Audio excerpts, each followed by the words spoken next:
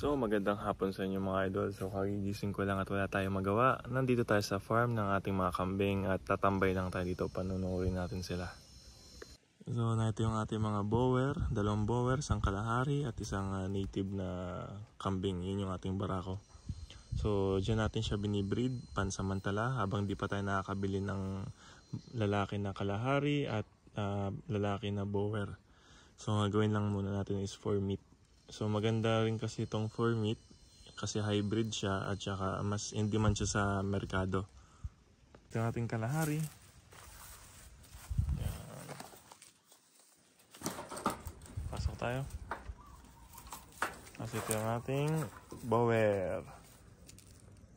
Yan. Pero medyo mataas din tong kambing natin na lalaki. Yan. So babae itong tatlo.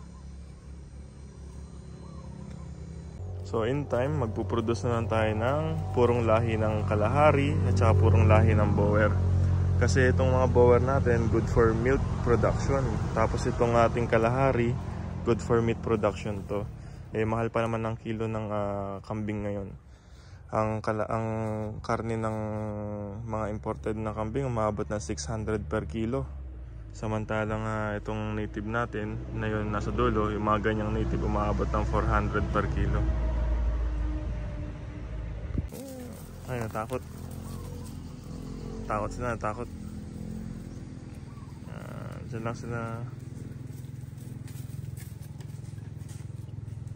Ayan sila nakikipagtaguan.